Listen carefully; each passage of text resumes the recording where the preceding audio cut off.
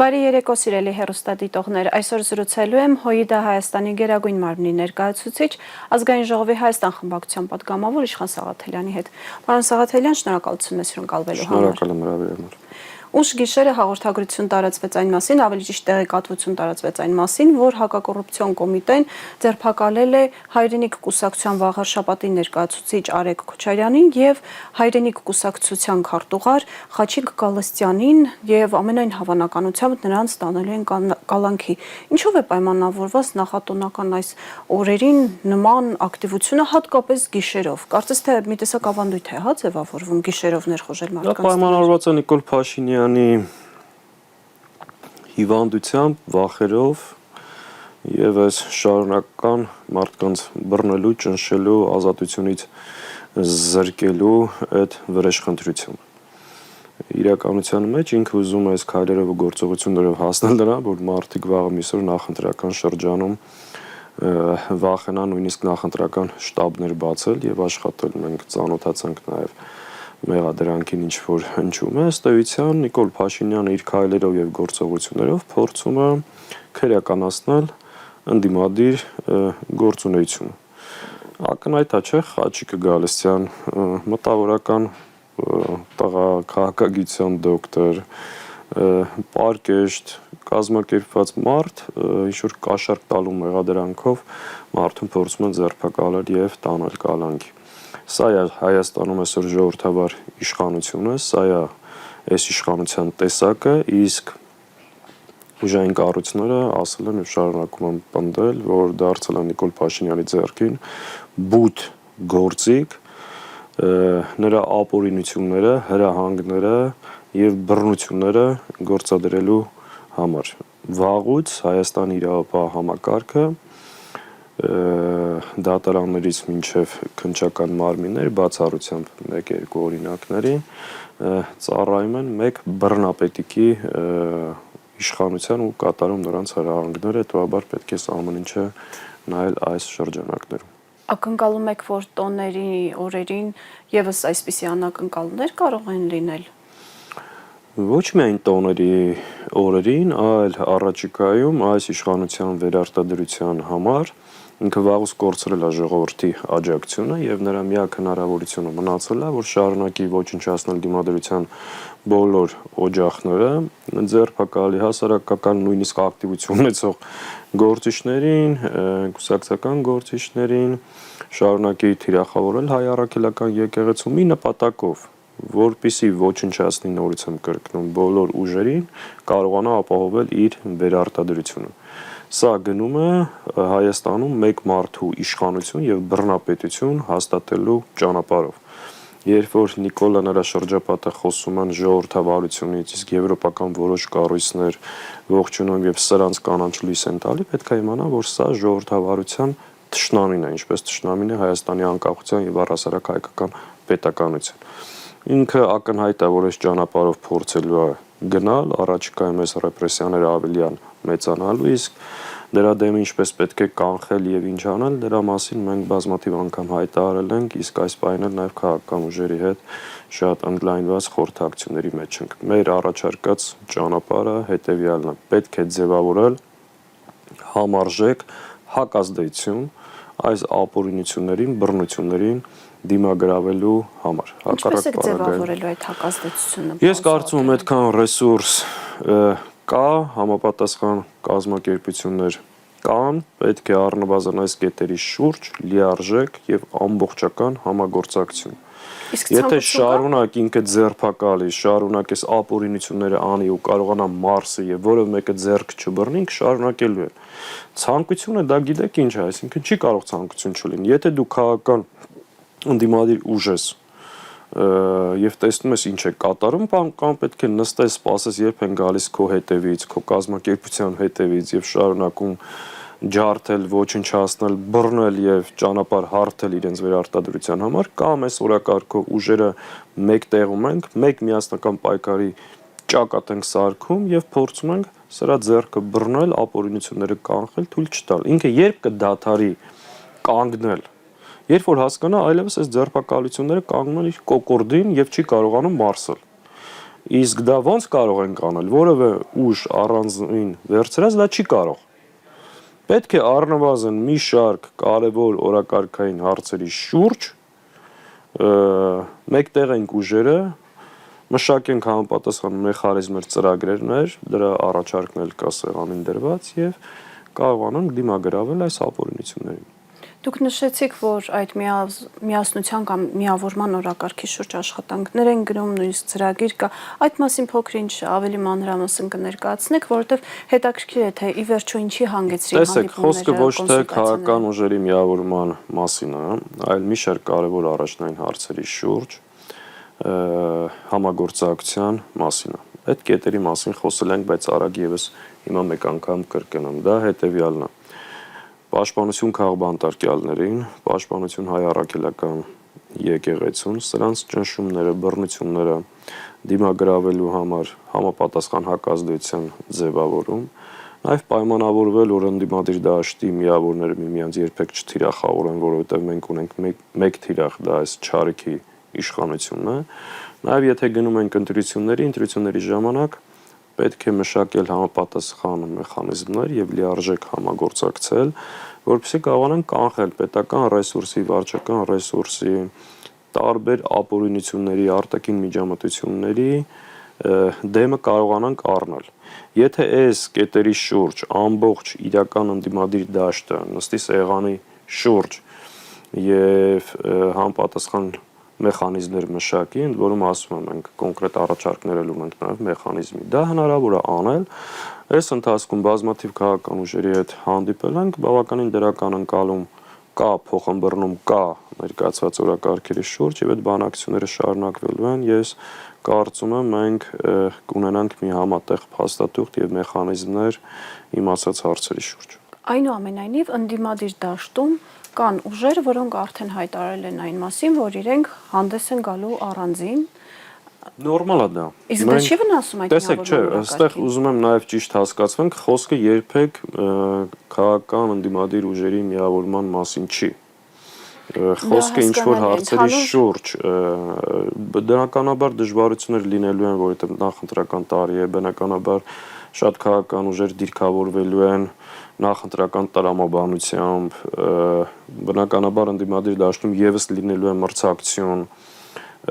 բայց կա առաջնային հարց։ Օրինակ մեր մոտեցումը հետեւյալն է. ընդդիմության առանձին ուժի վերցրած հաջողություն, եթե ողջ ընդդիմադիր դաշտի հաջողությունը չի լինում, այսինքն կապ չունի այդ ուժը խորհրդարանում իս ծավալով ներկայացված կլինի, եթե չարիք իշխանությունը մնում է իշխանության, մեր ընդհանուր գործը ձախողվում է։ Հետևաբար հաջողության բանալին ընդդիմության հաջողությունն է, իսկ ընդդիմությունը կարող է հաջողել, բնականաբար մեկ ընդգծված ուժով դա հնարավոր չի, մի քանի խոշոր բլոկներով։ Իսկ ստեղ էլ ենք ասել, հաջողության հասնելու համար կա 3 կարևոր պայման։ Մի պայմանը նա է, որ շեմը չհաղթահարող ուժերը, ովքեր ակնհայտ չեն հաղթահարելու, առանձին չմասնակցեն ընտրությունների եւ չփոշիացնեն, այո, մենք այդ մասին եւս խոսում ենք եւ մեր մոտեցումը հետեւյալն է, բնականաբար որևէ մեկը չի կարող որևէ ուժի մասնակցությունը սահմանափակել կամ ասել ինչի եք մասնակցում, բայց այս իրավիճակը հասվի առնելով նպատակահարմար է, որ նոր ձևավորված ուժերը միավորվեն միմյանց հետ կամ որևէ խոշոր բլոկում, այսինքն որ իրենց ստացած ընդդիմադիր քվեն չփոշիանա։ Երկրորդ պայմանը նա է, որ ամեն ինչ պետք է անենք ակտիվություն ընտրությունների մասնակցության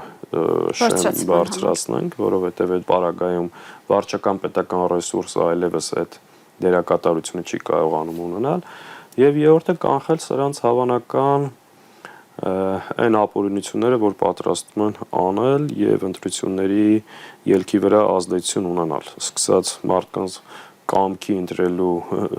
վրա բռնանալուց վերջացրած մյուս ապօրինություններից։ Այս 3 պայմանը եւս անհրաժեշտ են հաջողության հասնելու։ Դուք նշեցիք, որ չափազանց քիչ քվեներ ունեցող ընդդիմադիր ուժերը ավելի լավ է չմասնակցեն, քան թե փոշիացնեն, ավելի մեծ չմասնակցեն, այլ միավորվեն, որպեսզի կարողանան, այսինքն ազդեցություն ունենալ, շեմը հաղթահարել։ Եվ այդ միավորումն էլ չի ենթադրում, որ գիտեք, քանի ուժ միավորվում են, այնքան շեմը բարձրանում է։ Այստեղ էլ պետք է ճիշտ խելամիտ լուծումներ գտնել։ Այնուամենայնիվ կան ուժեր, որոնք 21 թվականի ընտրությունների ժամանակ հաղթահարելի շեմը չանցան եւ բնականաբար այս ընտրություններին էլ մեծ շանսեր փորձագետները նրանց համար չեն կանխատեսում, սակայն հայտարարել են, որ իրենք առանձին են մասնակցելու։ Խոսքը հենց այս մասին է։ Արդյոք իրենց հետ աշխատանքներ փորձում եք տանել, թե եթե այդ որոշումը կայացրել են, ուրեմն միջև վերջ կգնան։ Մեզ հենց նաև 21 թվականի փորձառությունն է հուշում, որ այս անգամ այդ նույն սխալը պետք չէ անել։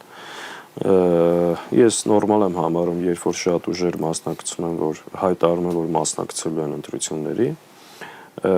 բայց վստահ եմ, սա նաև մի շրջան է, որ դիրքավորում են քաղաքական ուժերը, մենք գիտենք, որ նաև մի շարք ուժերի միջև կան բանակցություններ եւ հույս ունենք այդ բանակցությունները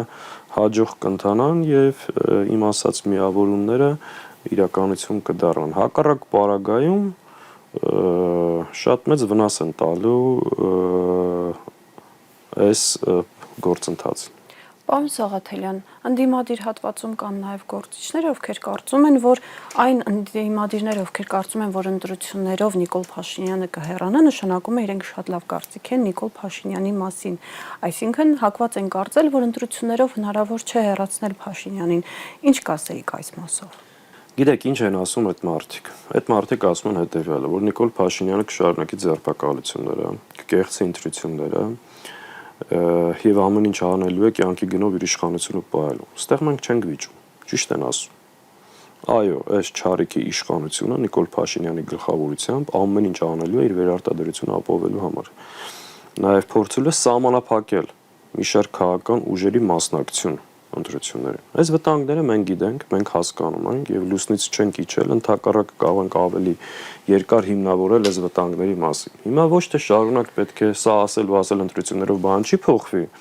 ու այդ ընտրությունների նկատմամբ էլ մարդկանց հույսը կոտրել եւ այլևս բոլոր հնարավորությունները փակել, այլ պետք է հասկանալ ոնց ենք այս համապատասխան վտանգների դեմը առնում։ Օրինակ տարբերակ 1 մենք առաջարկել ենք, այսպես ենք տեսնում, կան այլ առաջարկներ, դրանք եւս պատրաստ ենք քննարկելու։ Նաև այդ մարդկանցից լսելու առաջարկներ։ Նաև այդ մարդկանցից լսելու, բայց շարունակ նստել համակարգչի դիմաց բողոքել, բան չի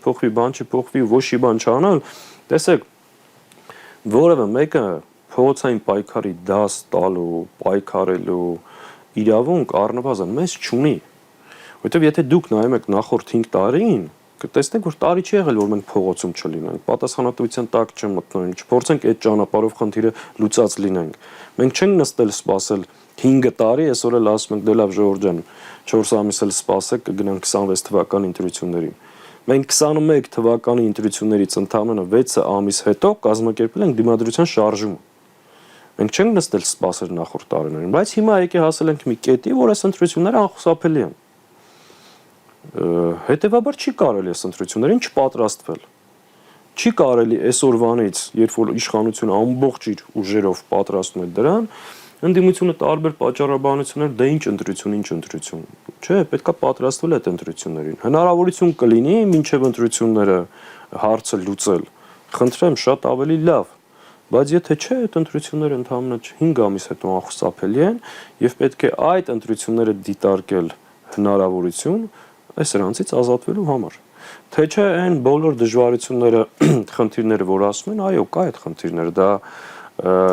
շատ ակնհայտ հարցեր են ու շատ կանխատեսելի։ Բայց պետք է դրա դիմացը առնել, ոչ թե շարունակ բողոքել, էլի։ Կամ մեզ դասեր տալ, ինչ պետք է անենք այն դեպքում, որ ասեցի արդեն։ Ձեր հասցեին, այսինքն ընդհանուր ընդդիմության հասցեին հնչող քննադատություններից մեկն էլ այնն է, որ Փաշինյանը կարողանում է հանրությանը վաճառել շատ ցանկալի մի ապրանք, կոպիտ եթե արտահայտվենք, խաղաղության օրակարգը։ Իսկ ո՞րն է ընդդիմության օրակարգը։ Շատերը մեղադրում են ձեզ, որ հասկանալի օրակարգը խաղաղության օրակարգ։ Նիկոլ Փաշինյանը անվանում է պատերազմ բերողներ։ Պատերազմ բերողը ինքն է։ Նիկոլ Փաշինյանի կառավարման 7 տարիների 5 տարիները եղել է ողբերգության, պատերազմի, կորստի, զիջումների տարիներ։ Նիկոլ Փաշինյանը իրավունք չունի խոսելու խաղաղությունից, ինքը խաղաղության թշնամին է։ Ինչպես նաև թշնամին է Հայաստանի անկախության, պետականության եւ տարածքային ամբողջականության։ Այդ մարդու կառավարման 7 տարիներից 5 տարին մենք անընդհատ կորցրել ենք։ Այդ մարդու իշխանության տարիներին մենք կորցրել ենք 12500 քառակուսի կիլոմետր Արցախ։ 150,000 մարդ մնացել է անտուն, անգերեզման։ Այս մարդու գործունեության արդյունքում այսօր Ադրբեջանի զորքերը գտնվում են Հայաստանի տարածքում, շուրջ 200 կիլոմետր քառակուսի զավթել են Հայաստանից։ Տարածքի խորքում։ Այո։ Հիմա այս մարդը ինչ բարոյական, քաղաքական իրավունք ունի խոսելու խաղաղությունից։ Հիմա հակառակը գանք։ Ես ինչ եմ ասում խաղաղությունը մեր օրակարգն է, որտեվ այո, երբ որ մենք եղել ենք իշխանության, այս երկիրը եղել է խաղաղ, երբ որ մենք իշխանության մաս ենք կազմել, երբ որ այսօր դաշինքի եղել է իշխանության, դա եղել է Հայաստանի խաղաղության Հայաստանի պատմության ամենախաղաղ տարիները ու ամենաարժանապատիվ տարիները։ Հիմա մենք դարձել ենք պատերազմի ուժ,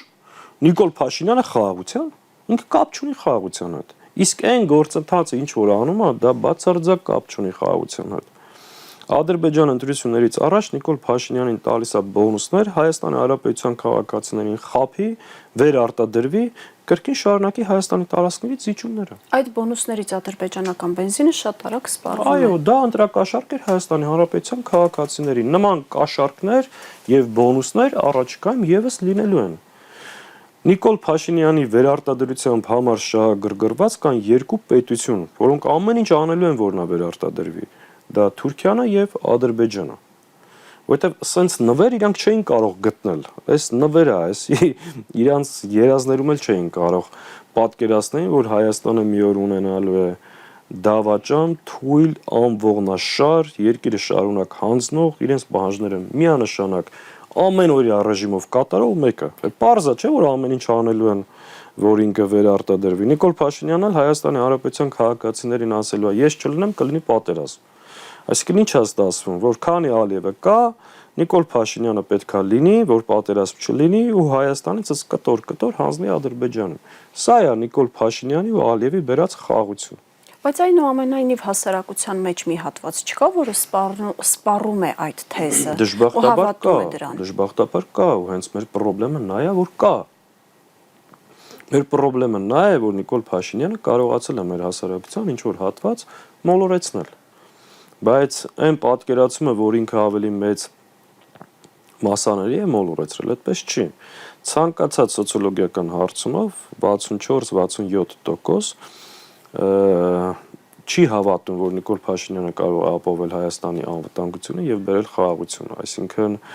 ինքը նույնիսկ դա է կորցրել, որտեվ 21 թվականին ակնհայտ խաբեց, չէ՞ մարդկանց։ Շուշիի եւ Հադրութի դեօկուպացիոնացներ խոսում։ Ու ընտրվելուց հետո տեսանք ինչ արեց։ Ես ասում եմ, եթե 21 թվականի իր վերընտրության գինը Արցախն էր, եթե 26 թվականին աստված չանի վերարտադրվի, դրա գինը լինելու է Հայաստանի անկախ պետականությունը։ Սա չափազանցություն չի։ Մենք 5 տարի ամեն օր խոսել ենք այդ վտանգների մասին ու դրեք նայեք, ինչ ասել ենք, դժբախտաբար իրականություն է դարձել։ Այդ ամեն ինչը ասել ենք, որպեսզի մարդկանց հասկացնենք, բացատրենք, կազմակերպենք, այս չարիքից ազատվենք։ Եթե հիմա էլ ինչ որ հատված լինի, որ չհավատա սրան, ուրեմն մեծ ողբերգության մեջ։ Պարոն Սաղաթելյան, միգուցե մարտավարությունը պետք է փոխել։ Ինչպես է ստացվում, որ Փաշինյանն ու իր թիմը կարողանում են քաղտեխնոլոգիաներից լավ օգտվել, լավ քարոզչություն են տանում, նույնիսկ հակահայկական թեզերը իրենց օգտին վաճառում, ընդդիմության մեջ։ Մենք գործ ունենք ոչ միայն Փաշինյանի ու իր թիմի հետ, գործ ունենք նաև նրանց տերերի հետ, նրանց աջակցող միջազգային կազմակերպությունների հետ, շատ կոնկրետ պետությունների հետ։ Այն ռեսուրսը, որ մեր ժողովրդի ու մեր դեմ պայքարում է, դա շատ հսկայական է ու շատ աննորմալ։ Այն տեղեկատվական ահաբեկչական համակարգը, որ գործի է դրվում մեր ժողովրդի պետության ու այսօրվա ազգային ուժերի եկեղեցու դեմ, դա մի հսկայական աննորմալ ծավալի ռեսուրսներ են, որտեղ այո, մենք կարողանում ենք, մենք այսինքն պարտվել ենք մենք այդ իմաստով, ես ընդունում եմ, որ ինքը կարողացել է լինել պատերազմի ուժ, բայց ներկայանալ խաղաղություն մեզ ներկայացնելով հակառակ։ Այս իմաստով այո, մենք դժվարություն ունենք, բայց նաև մեր աշխատանքի, նախորդ աշխատանքների 5 տարիների ընթացքում այսօրվա իր քաղաքական ռեյտինգը վկայում այն մասին, որ մարդիկ այլևս հասկացել են ում հետ գործ ունեն, բայց մենք էլ պետք է 24 ժամվա ռեժիմով առնվազն առաջիկա ամիսներին ամբողջ հանրապետությունով կարողանանք դեմ առ դեմ մարդկանց հետ շփվենք, բացատրենք, ներկայացնենք իրական այլընտրանքը, սրանց ճանապարհենք գրողի ծոցը եւ պետությունը այս իրավիճակից դուրս բերենք։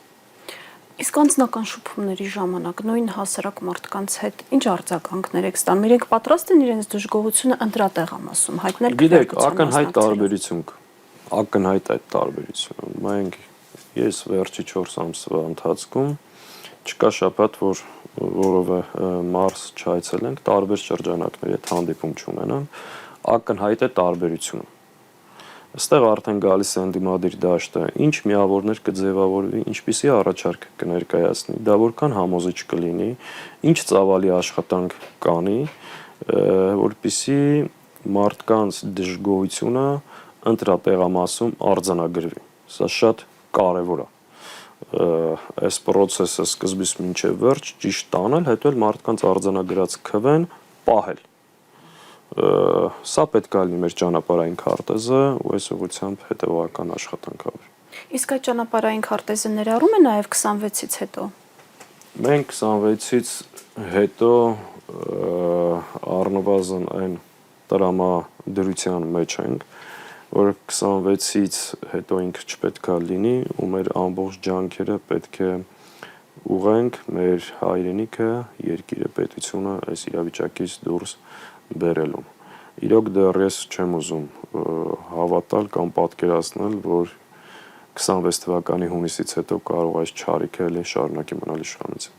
Այնուամենայնիվ Նիկոլ Փաշինյանը եւ իր քաղաքական թիմը բավականին բուռն նշեց տարեվերջը, ինձ թվում է գրեթե բոլորը տեսել են այդ կադրերը, թե ինչպես են ուր որ գնաս հետդ կգամ երկի տակ ուրախ պարում ինքն ու իր թիմակիցներ, ինչի մասին է սա խոսում։ Նիկոլ Փաշինյանը կտրված է իրականությունից, թե իսկապես կարծում է, որ ամեն ինչ շատ լավ է Հայաստանում։ Սովորաբար այս շոուները, որ անում եմ, մի քանի նպատակ է հետապնդում, որոնցից մեկը նա, որ մենք հանգիստ ենք, մենք վիճակին տիրապետում ենք, մենք պարում ենք, հրճվում ենք, մեր դեմ խաղ չկա։ Այս մեսիջը ինքը անընդհատ փորձում է փոխանցել ժողովրդին, նաև այն մարդիկ, ովքեր տատանվում են, այն մարդիկ, որ հույս ունեն փոփոխության, այդ հույսը որպեսզի կոտրեն։ Երկրորդը ինքը իրեն տրված ծրագրով փորձում է առաջ գնալ, բայց գիտեք ողբերգությունը, որն ասենք ինչի վրա եք էլի ուրախացած, ինչի վրա եք հրճված, 150,000 մարդ նորից եմ ասում, անտուն եք թողել, անգերեզման, 5,000 զո, այդքան հաշվանդամ, այսինքն դուք ինչ եք արել, որի համար դուք հպարտանում եք, բերել եք մահ, ողբերգություն, դժբախտություն, դուք այսօր դա, որ հարձակվել եք հայ առաքելական եկեղեցու վրա, այսօր մեր սրբազանները կալանքի տակ են, ազգային բարերարին տարել եք ամենակեղտոտ այլանդակ ձևով, շինց ու գործերով, մեկ հայտարարության համար կալանքի եք վերցրել, այսինքն ձեր ինչի վրա եք հրճվում, էլի դուք ինչ եք արել, արտաքին պարկ եք վերցրել, ասֆալտ եք արել, այդել եք փորձում ժողովրդի վրա մեծ ձեռքբերում վաճառել, այսինքն Նիկոլ Փաշինյանի կառավարման 7 տարիները դա ձախողման, պարտության, նվաստացման, անհաջողությունների տարիներ են։ Ինչ եք այդպես ասում, կոմունիկացիաների ապաշրջափակում, Ադրբեջանից ցորեն է գալիս, բենզին է գալիս, Արարատ Միրզոյանը հույս է հայտնում, որ շուտով Հայաստանը կկարողանա արտահանել ապրանքներ, ներմուծել, որ Ադրբեջանը Հայաստանի տարածքով մինչև Արարատ Միրզոյանն ու Նիկոլ Փաշինյանը Հայաստանը եւ ապրանքներ ներմուծում էր եւ արտահանում էր։ Իսկ եթե խոսքը Ադրբեջանի մասին է ու իրենց հույսը նա է, որ իրոք դուք կարծում եք ԿՊ-ն Նիկոլա Արարատ Միրզոյանը ու այն մնացած այդքան հիմար չեն հասկանում, որ Ադրբեջանից Հայաստան ներմուծվող ապրանքները չեն կարող լինել այլընտրանք։ Դա ընդհանրապես Հայաստանի տնտեսությունը փորձելու են կախվածության մեջ դնել թուրք-ադրբեջանական տանդեմի այս տնտեսությունից, հետևաբար դա այլընտրանքային հնարավորություն չի մեր համար, դա ընդհանրապես արվում է հետևյալը, Ալիևը Նիկոլ Փաշինյանին տալիս է բոնուս ժողովրդին խաբելու, որ կա խաղաղություն, որ ձեզ վաղ էժան բենզին ենք տալու, ցորեն ենք տալու, հեսա կասեն ախր ռուսների գազը ինչ գործ ունի այստեղ, եկեք կտրենք Ադրբեջանից ավելի էժան գազ վերցնենք, էսը բարեկամանալ թշնամիների հետ, թշնամանալ բարեկամների հետ, իրականում բարեկամներին կորցնելու ենք, իսկ թշնամիների հետ չենք բարեկամանալու, ընդհակառակը թշնամիները Հայաստանի նկատմամբ ավելի են մեծացնել իրենց պահանջները։ Խոսք գնաց բարեկամ եւ դաշնակից պետությունների մասին, նույն Արարատ Միրզյանը հայտնում է, որ Ռուսաստանի Դաշնությունն ու Իրանը իրականում խնդիր չունեն TTIP-ի կամ Թրամփի ուղու հետ։ Սուտ ասում, այնինչ Կոպիրկին ասում է, որ ԵԱՏՄ-ի Սուտ ասում, շատ ճիշտ եք ասում, նաև ծանոթ ենք Թեհրանի Վելայեթի, այո, հոգևոր առաջնորդի արտաքին գործերով արձագանքներին եւ ծանոթ ենք նաև Բայրամովի հայտարարությանը, որը շատ հստակ արդեն սահմանադրություն եւ այլ հիմա էլ ասում է գնանք TTIP-ի ձեր պարտավորությունները կատարեք, նոր կխոսեք այսպես կոչված խաղաղության պայմանագրից։ Այսինքն եւս պարտավորություններ կան, որոնց մասին մենք դեռ չգիտենք։ Շատ հստակ են ասում, այս մարդը միշտ գրավոր պարտավորությունների հետ վերցնում է իր վրա բանավոր պարտավորություններ եւ ակնհայտ է, չէ, որ այն ինչ որ տեղի է ունենում, դա TTIP-ի հետ կապ չունի, ինչ որ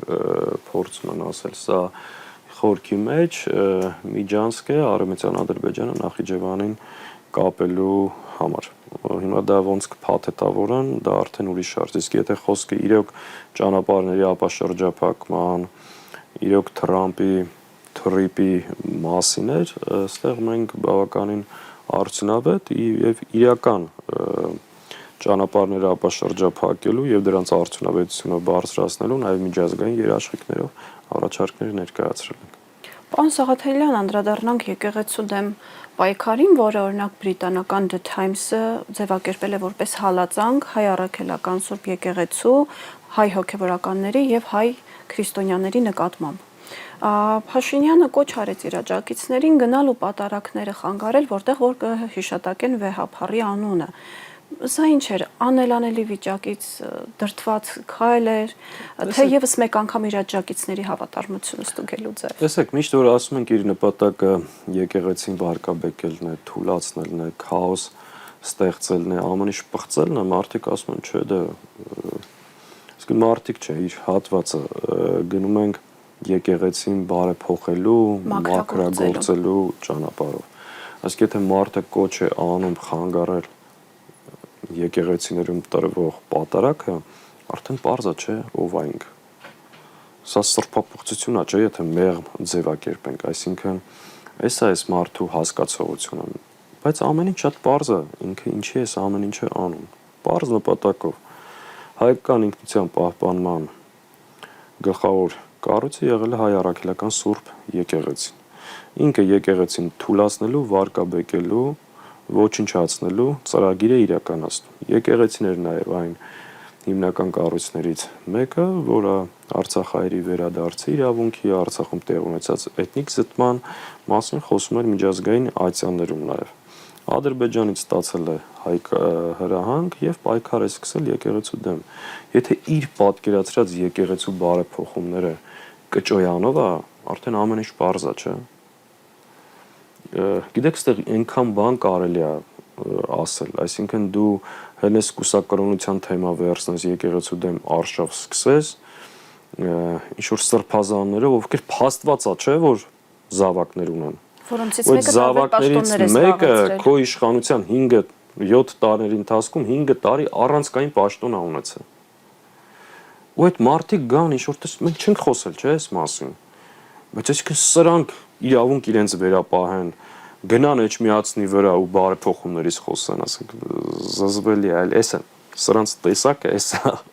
Իսկ տապալել է Փաշինյանը հակաեկեղեցական պայքարը, թե վաղ է այդ մասին խոսել։ Չէ, ինքը շարունակելու է։ Ինքը այն ինչ որ տեղ ունեցավ դեկտեմբերի 18-ին։ Իմիջիալոց սա ամենալավ փորձառություններից մեկն էր, երբ որ քաղաքական ուժերը եւ առասարակ ազգային պետական մտածողություն ունեցող մարդիկ կոչով գտնվեցին Էջմիածնում, իրենց պայքարի արդյունքում ձախողվեց տիրադավների եւ սրբապիղծների կողմից Էջմիածնի գրավումը։ Ես վստահ եմ, եթե այդ օրը այդ քանակությամբ Հայաստանի Հանրապետության քաղաքացիներ սառնասրտորեն, պինդ, հավատքով չկանգնեն եկեղեցու կողքը, ինքը ամենամեծ այլանդակություններն էին անելու, որ դարերով չէր մոռացվելու։ Այսինքն սա ինչի մասն է խոսում, երբ որ կա համատեղ պաշտպանություն, համատեղ ճակատ ու ամենակարևորը կոնկրետ հարցի շուրջ միասնություն, արդյունքը անխուսափելի է։ Բայց ինքը երբ տեսնի դիմադրություն չկա, այդ ժամանակ փորձելու նվաճել Էջմիածին, այսինքն ակնհայտ է, որ ինքը իր արժև դրած նպատակին չի հասել, բայց հաջորդ տարի ավելի մեծ թափով շարունակելու է եւ մեր պարկն է կանգնել հայ առաքելական Սուրբ եկեղեցու կողքը եւ պաշտպանել, որովհետեւ սա շատ էական եւ սկզբունքային։ Պարոն Սաղաթելյան, երեք երեկոյան հաղորդագրություն տարածվեց այն մասին, որ ձեր ազգականներից մի քանի հոգու կանչել են դատախազություն ապօրինի գույքի բռնագանձման անցնով ինչ-որ գործող։ Կմանրամասնեք, ում են կանչել ձեր ազգականներից, ինչ ապօրինի գույքի մասին է, ու ինչով եք բացատրում այս համատարած դատախազություն, հակակոռուպցիոն։ Գիտեք, վերջի տարիների ընթացքում իմ եւ իմ ընտանիքի նկատմամբ անձնավորված թիրախավորում այս իշխանությունների կողմից նորություն չի։ Հորս վրա ինքերական գործ հարուցը, աղբորս վրա, ին վրա մի քանի անգամ այլ ազգականների, դեռ չեմ խոսում այն ինչ-որ կուսակցական ընկերներիս նկատմամբ են արել ու անում։ 5 տարվա մեջ չի եղել մի օր, որ մի քանի դաշնակցական բանտում չլինի։ Ու դա նորմալ է, ազգային ուժ ենք, Հայաստանի իշխանության գլխին են ապազգային թրքահապատակ մի խմբակ եւ նորմալ է, որ ազգային կազմակերպություններին եւ մարդկանց հալածում են։ Իսկ ինչ վերաբերում է կոնկրետ այդ գործին եւ իմ ընտանիքի նկատմամբ շարունակվող այս թիրախավորումներին, հետեւյալն է, ինձ ոչ միայն ինձ, հորս, մորս, քրոջս, եղբորս, հարսիս, սենց մի խոսքով ամբողջ ընտանիքը փաստորեն հրավիրել են դատախազություն ապօրինի գույքի բռնագանձման պահանջով ուսումնասիրություն են արել այդ թղթերին ծանոթանալու համար։ Ես ասեմ, որ ես ընդհանրապես մտահոգվելու կամ անհանգստանալու որևէ պատճառ չունեմ, որովհետև իմ ընտանիքը անցնող 30 տարիների ընթացքում աշխատել է, ստեղծել է ի տարբերություն էս չհաջողված ձախողակ բոմժերի, որ մինչև իշխանություն լինելը որևէ բան իրենց կյանքում չեն ստեղծել։ Իմ ընտանիքը տարիների ընթացքում դա ստեղծել է եւ դրա բոլոր հիմքերն ու փաստերը կան եւ պատշաճ կերպով դրանց կանրադառնանք եւ կներկայացնենք։ Սա Խնդրեի փոքր նուրբ արտահայտվեինք։ Շատ դժվար է նուրբ արտահայտվելը, ասեմ ինչի, որովհետև իրենք բոլոր գծերը անցնում են, մտնում են մարդկանց ընտանիքներ, բոլոր գծերը հատում են եւ այդ նուրբ արտահայտվելու բաները ես ինձ թվում է շատ մեղմ եմ իրենց նկատմամբ արտահայտվում, որովհետև այն խուժանությունը, որ անում են, դա անընդունելի է, գիտեք, քաղաքական պայքար, ամեն ինչ իր, բայց ամեն ինչով շարունակ մտնենք քո ընտանիք ու փորձենք քեզ վարկաբեկել, դա ես կարծում եմ մեղմ եմ արտահայտվում իրենց արածի դիմաց։ Իրենք ինչ են սրանով անում։ Փորձում են նախ վարկաբեկել, հեսա գույքերի ցանկ կհրապարակեն, այսքան ապօրինի գույք, թալան, չգիտեմ ինչ էս կոմենկում։ Պարզ բան եմ ասում։ Ես մեր երկրում բարձր պաշտոնյա չեմ եղել, ընդամենը 4 ամիս այս ճարիքի իշխանության ժամանակ 18 թվականի հունիսի 1-ից հոկտեմբերի 1։ Այսինքն եթե ձեզ մեղադրանք առաջադրեն, իրենց են առաջադրում։ Որևէ բարձր պաշտոն չեմ ունեցել, հեռավոր ազգակցական բարեկամ չեմ ունեցել, որ կկարողանա իմ դիրքը օգտագործել, պաշտոնս չարաշահել, չգիտեմ ինչ անել եւ ապօրինի հարստանալ։ Այսինքն պետք է սկսել այդտեղից։ Հիմա իմ նկատմամբ ուսումնասիրությունը սկսել են 2008 թե 6 թվականից, որովհետև այդ ժամանակ պատգամավորի օգնական են եղել, այսինքն այս ձեռ առնելուն չափ կա, էլի, այս ամեն ինչին։ Հետևաբար թող դատախազությունը հետաքրքրվի եւ մտահոգվի Նիկոլ Փաշինյանի ընտանիքի, նրա շրջապատի, Երևանի քաղաքապետից մինչև ազգային ժողովի նախագահ, Խաչատուր Սուքասյանից մինչև Մելքոնյան Գագո, Աներ Ձաքից մինչև չգիտեմ ով, հասկան այդ մարդիկ այս տարիների ընթացքում ոնց են հարստացել իշ ճանապարհով եւ այլ եւ այլ։ Իսկ ես ընդհանրապես խնդիր չունեմ։ Մի փաստ ասեմ ընդհանրապես։ Իմ ընտանիքին պատկանող ընկերությունը վերջին տարիների ընթացքում, ասենց ասեմ, Նիկոլի իշխանության տարիներին պետությանը վճարել է 500 միլիոն դրամից ավել հարկ եւ 500 միլիոնից դրամ ավել գումար տվել է աշխատավարձ։ Հիմա ես 20 միլիոն դրամով մեքենա եմ գնել, անցած տարի ինձ ասում են, որ այդ մեքենայի 20 միլիոնի 2 միլիոն դրամը ոնց որ ապօրինի է, բան, հիմնավորված եկամուտ։ Պատկերացնում եք, այսինքն ես թվերը նայեք, ինչքան հարկ ենք տվել, ինչքան աշխատավարձ, ու մենք չէինք կարող 20 միլիոն դրամ օրինակի համար շահույթ ունենանք։ Իսկ այդ ամեն ինչը լրիվ հիմնավորված է։ Իմիջիալոց ասեմ ձեզ, ես սա համարում եմ նաև լավ առիթ իմ անցած ճանապարհը, իմ ընտանիքի ստեղծած, աշխատած, ես չեմ խոսել այդ մասին։ Միշտ իրանք փորձել են ինձ տանել, դնել, չգիտեմ ես ում կողքը, այսպես ասած հայտնի օդիոս դեմքերի, որոնք իմիջիալոց Նիկոլ Փաշինյանի հետ շատ սենց արյունակից եղբայրներ են, չաղ ու բախտավոր կիսվելով իրար հետ երջանիկ ապրում են։ Եթե այս իշխանության ու դատախազության պատկերացրած թալանչին ես եմ մեր երկրում, շատ լավ, մենք մտահոգվելու բան չունենք, համարժեք ձևով կպաշտպանվենք եւ այդ կալանք դնել ունեցվածքի վրա, հաշիվների վրա, բնակարանների այդ տհաճությունը, այլանդակությունը որևէ կերպ ոչ միայն իմ գործունեությունը չի կաշկանդելու, այլ ընդհակառակը։ Մոտիվացվելու եք։ Ես մինչև այդ եմ մոտիվացված եղել, բայց ընդհակառակը տեսնելու եմ, որ նաև այս ընտանիք մտնել այսքան ձևերով, սա ավելի ծանր է լինելու։ Ես իրենց ընտանիք չեմ մտնելու։ Ես 5 տարվա մեջ այսքան իրավիճակներում որևէ մեկի ընտանիքի, նույնիսկ Նիկոլ Փաշինյանի մի բառ չեմ ասի։ Որտեվ ես համարում եմ, որ պայքարը պայքար, բայց ընտանիքը ընտանիք։ Էլի չեմ մտնելու իրենց ընտանիք, բայց իրենք իրենց արածի համար պատասխան տալու։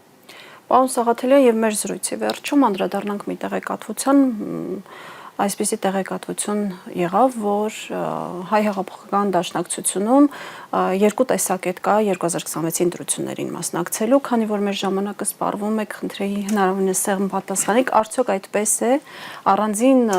ընտրություններին մասնակցելու կարծիք կա ձեր կուսակցությունում, թե մեծամասնությունը այնուամենայնիվ կողմե դաշինքով հանդես գալու Գիտեք, դաշնակցության մեջ, դաշնակցությունը շատ առողջ օրգանիզմ է, դաշնակցության մեջ միշտ տարբեր տեսակետներ կան։ Որ օրը դաշնակցության մեջ այդ տարբեր տեսակետները չլինի, այդ բայց սկսած ուրեմն դաշնակցությունը խնդրեմ ունի, նաև իր կենսունակության գաղտնիքն է դրանով պայմանավորված, որ միշտ կան տարբեր տեսակետներ, միշտ կա առողջ քննարկում, բայց վերջում ինչ որոշման գանք, դա դառնում է բոլորինը։ Հետևաբար, այո, շատ նորմալ է, որ դաշնակցության մեջ տարբեր տեսակետներ կան եւ նման որոշումները դաշնակցության մեջ որոշում է դաշնակցության գերագույն ժողովը, որը տեղի է ունենալու հունվարին, բայց ձեզ կարող եմ ընդհանուր մեր մթնոլորտը եւ տեսակետը փոխանցել, որ մենք առաջնորդվում ենք ընդհանուր ընդդիմության հաջողության հասնելու տեսլականով, այսինքն մենք այս ամբողջ ժամանակահատվածում էլ մեր ամբիցիաները միշտ մի կողմ ենք դրել, որովհետեւ մեր նպատակը մեր կուսակցության ներքաղաքական շահական վարկանիշը չի։ Մեր նպատակը այս խնդիրը լուծելն է եւ առաջնորդվելու ենք այդ սկզբունքից ելնելով, առաջիկայում շատ բաց կքննարկենք։ Իմիջիալոց դաշնակցության մեջ, որ այդ տարբեր թևեր կան, միշտ մեր ժողովներից առաջ խոսում է տարբեր թևեր կան, տարբեր խմբավորումներ կան, մեկ ներսից են բաժանում, մեկ դրսից են բաժանում, մեկ չգիտեմ, չի ստացվել։ Տեսեք, նույնիսկ եկեղեցու մեջ ցավով եմ ասում, գտան տիրադավներ, բայց դաշնակցության մեջ չեն գտնելու։ Մենք այս պայքարի արդյունքում ավելի ենք միավորվել, ավելի ենք ուժեղացել, առողջ քննադատություն մեր մեջ միշտ եղել է եւ լինելու է, բայց դա դաշնակցության մեջ թևերի բաժանում չի, ոչ դրսում, ոչ ներսում դա չի լինելու, մենք ամուր ենք մեր համոզմունքների մեջ եւ 26 թիվը մեր համար պայքարի ու հաղթանակի տարի է լինելու։ Պարոն Սաղաթելյան, շնորհակալ եմ հետաքրքիր զրույցի համար։ Հիշեցնեմ, այսօրվա իմ հյուրն էր Ազգային ժողովի Հայաստան խմբակցության պատգամավոր, ՀՅԴ Հայաստանի գերագույն մարմնի ներկայացուցիչ Իշխան Սաղաթելյանը։ Շնորհակալություն 2025-ը մեզ հետ ամփոփելու համար, հարցազրույցի հաջորդ թողարկումը կլինի արդեն 2026-ին։ Թող բարի տարի լինի, հաջողություն։